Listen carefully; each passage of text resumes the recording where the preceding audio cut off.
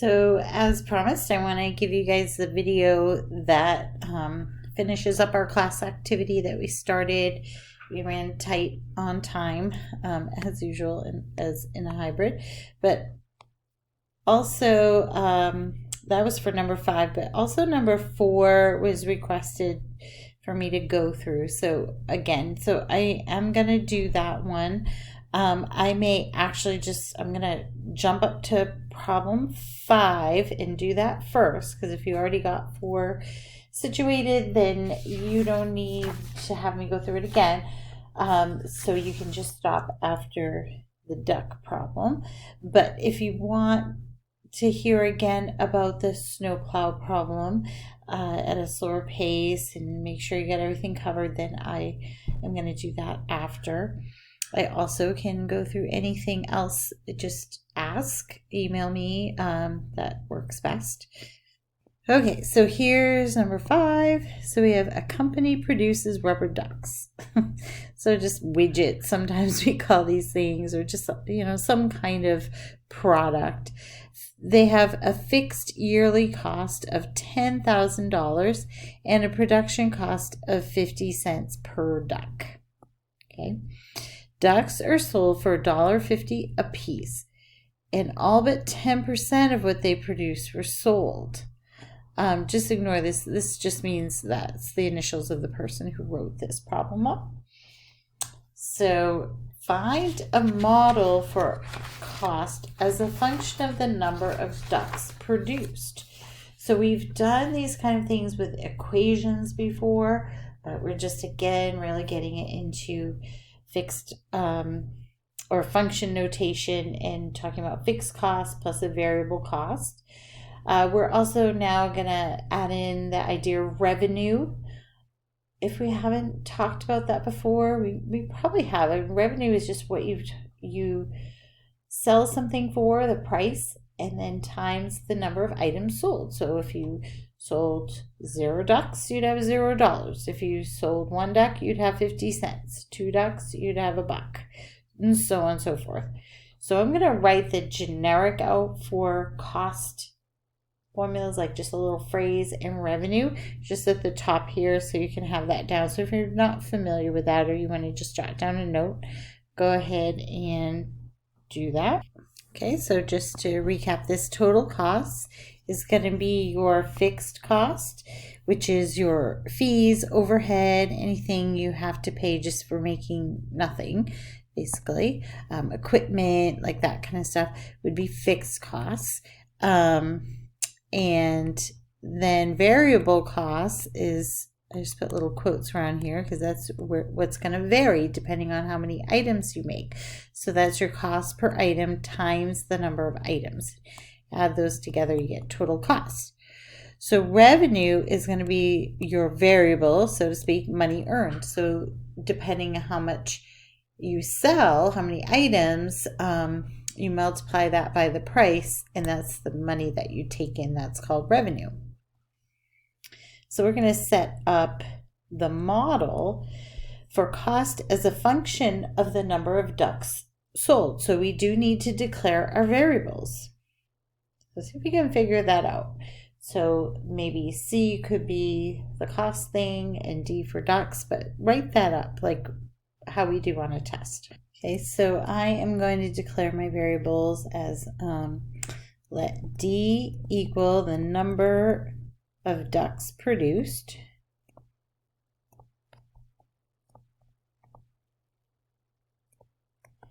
And I'm going to let C of D equal the total cost to produce the ducks.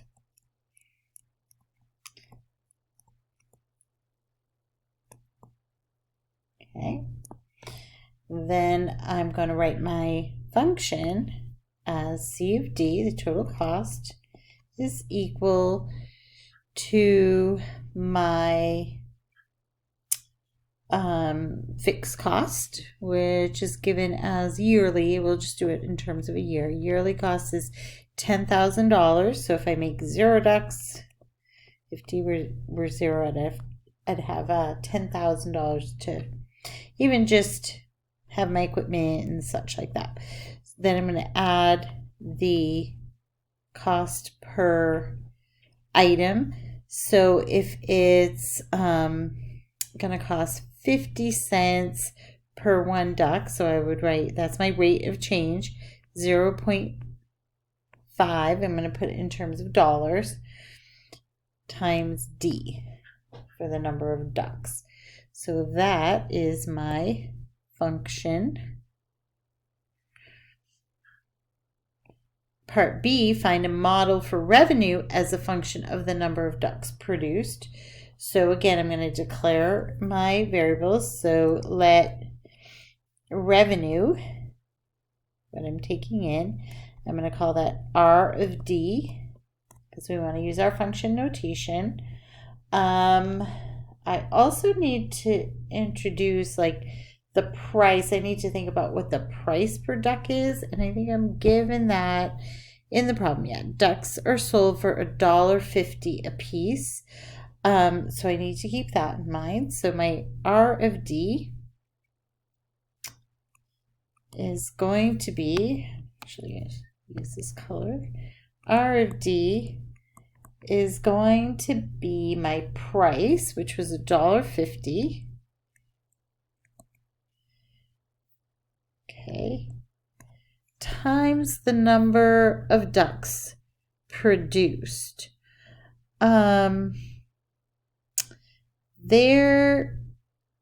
Well, it's actually not the number of ducks produced. That's my D. What the question is saying is, what's my revenue? So over here I wrote number of items sold is my value that I'm going to multiply by the price. And I have a little catch with this problem. I have this info here. All but 10% of what they produced was sold. So I only sold 90% of the ducks that were produced. So I have to be a little more careful here. So I'm going to have to write 0.9 D to represent that. So that is tricky.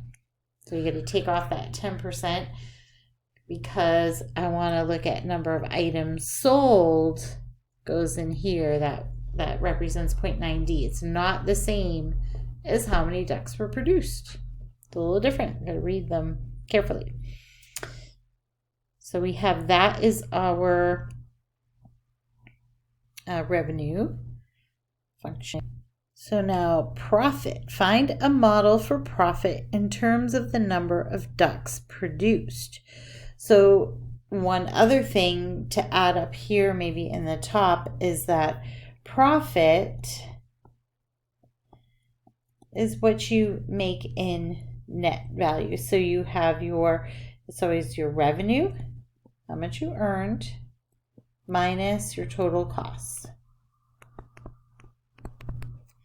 So I have to think about that down here. So I'm going to have let P of X equal profit. I know that P of X is equal to revenue, which is R of X minus C of X. Now remember, when we're subtracting functions, this is one reason why I wanted to do a little bit of those, function operations with you. We're subtracting this whole thing here, this C of X. So you have to use parentheses when you put the function in. So we end up with P of X equals R of X, which is right up here. It's going to be 1.5 times 0.9 D. So let's calculate that out to be a little bit more streamlined. So that gives us 1.35 D for our profit function. We don't really need parentheses on that part, but just in case. So that's that chunk. And then minus C of X, which I am given right up here. So that piece is going to come in down for P of X. So, I'm going to go ahead and write in a parenthesis. So it's minus 10,000 plus 0.5D and parenthesis. So I must distribute this negative or it's not going to come out right. So once I do that and combine any like terms and such, I will get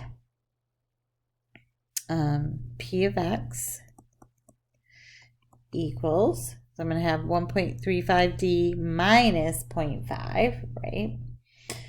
0.50 if you want to put that in, so make sure that's clear. You'll get 0.85D minus 10,000. And that is my profit function. Okay. So now we can use all these pieces to answer the questions here. Last year, the company made $30,800 in profit. How many ducks were produced? So this is part D. So the first thing I need to do is look at what I'm given and how I can fit that in. So if I am given the profit and I'm trying to find D, the number of ducks, I can put this number 30,800 in for P of X and solve for D.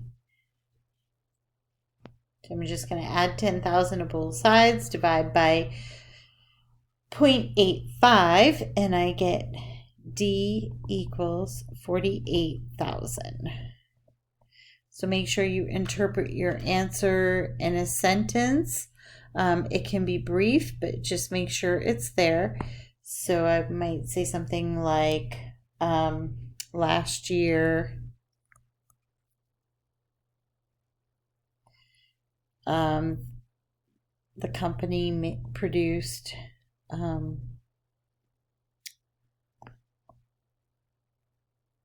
48,000 ducks. So make sure you write in a sentence, because it's really easy for sometimes people like to take a big number like that and just stick a dollar sign on it and not have the right units. The units here are actually ducks.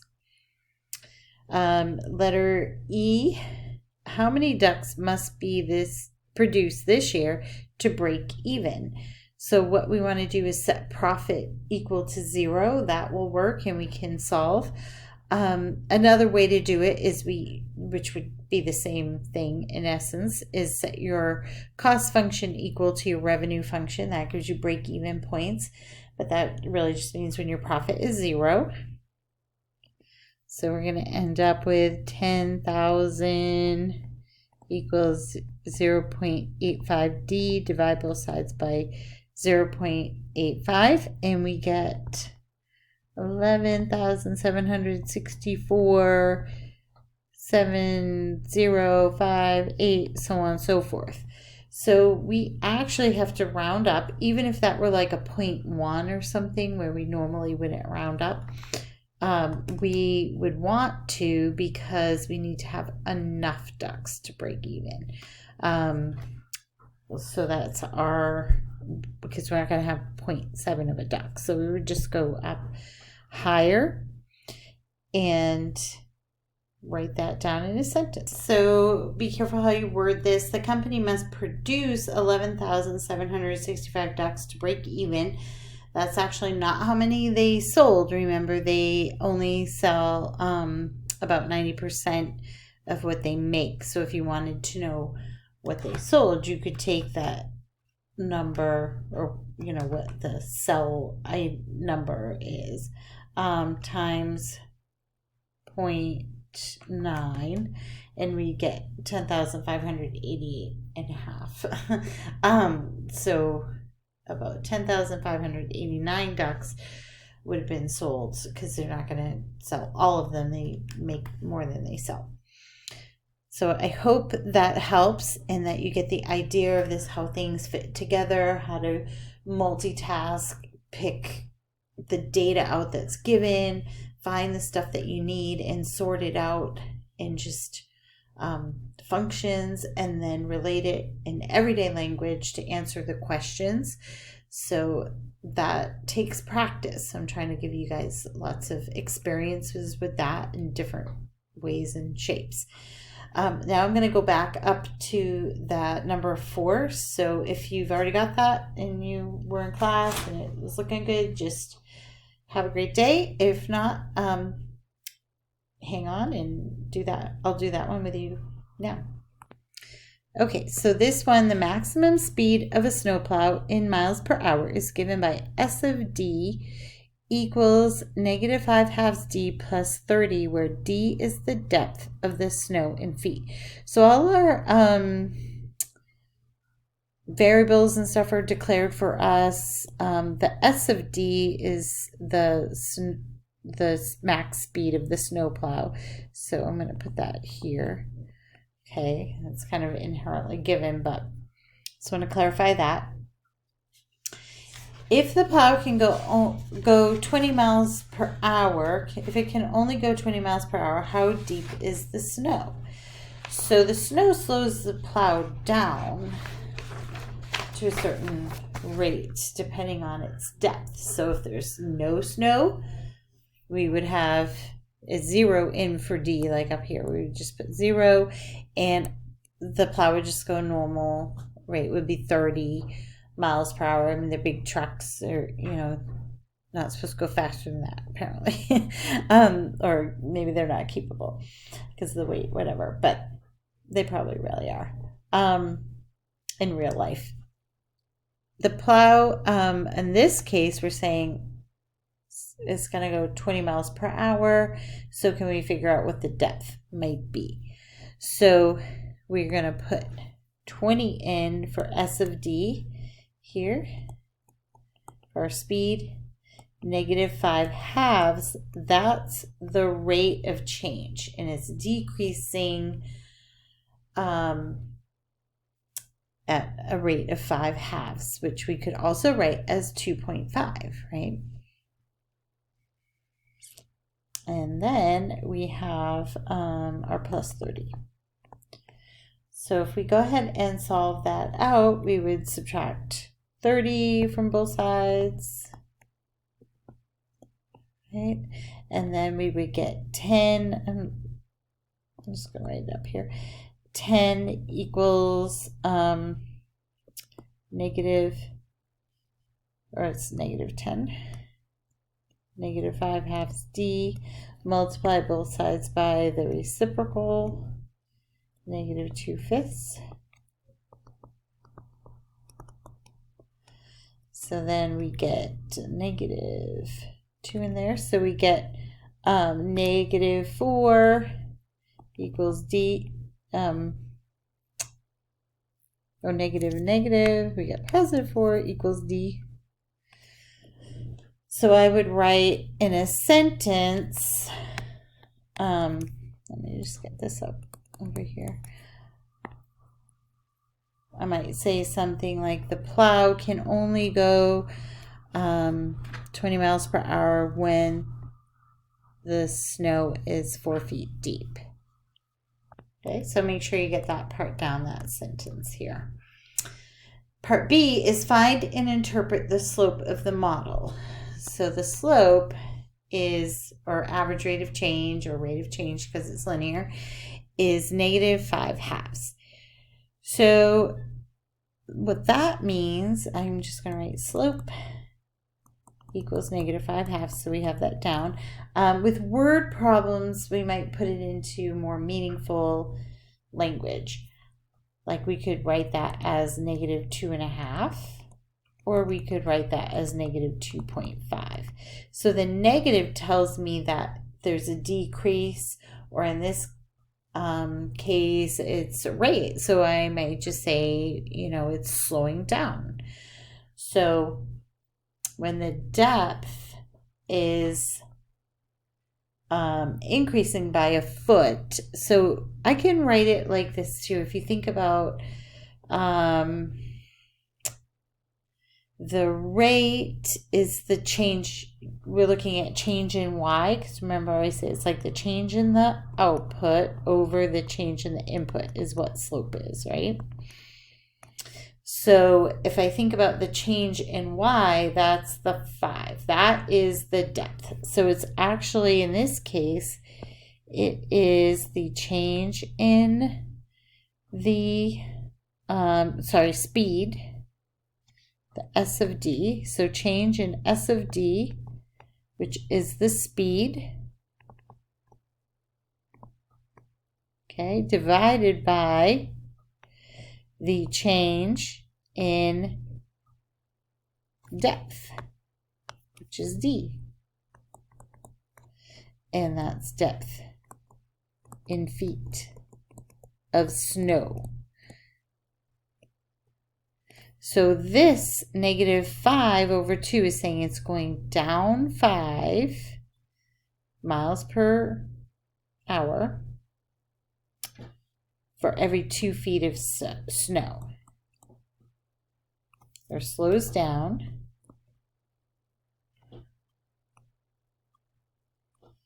$5 miles per hour per 2 feet increase in snow.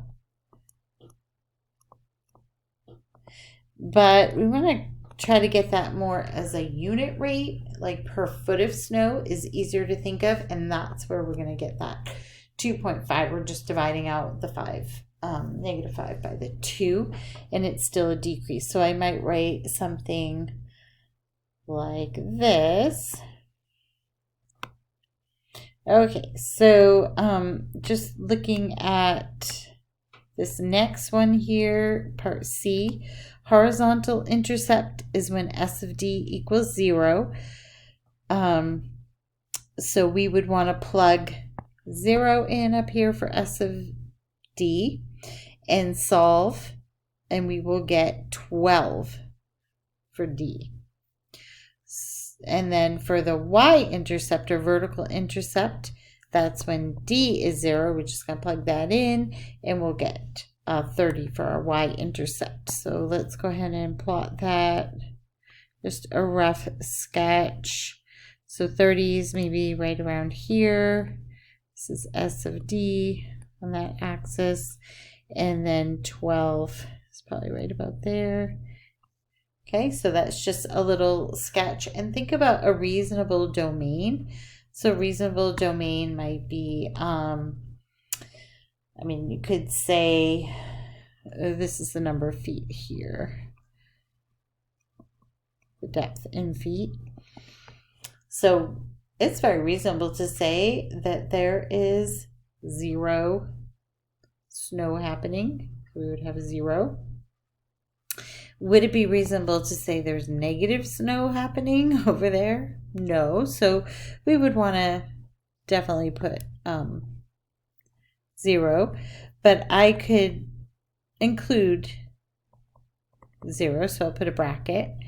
And then all the way up to when the plow conks out. And I'm not going to go any further. It wouldn't make sense. So 12 is as far as I'm going to go for the depth. After that, the plow doesn't work, so it doesn't make sense to the problem. So our domain here is 0 to 12, including 0 and 12. So I hope that helps clarify and to go a little bit slower for you. And we do want to interpret the intercepts too. We should write that in here. So to answer part C fully, we would say the plow stops when there's 12 feet of snow on the ground. Oops. The plow travels at 30 miles per hour.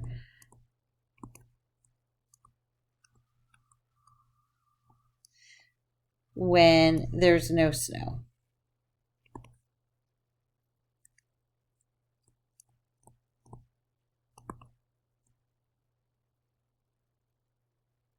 Or some variation on that. All right, have a great day.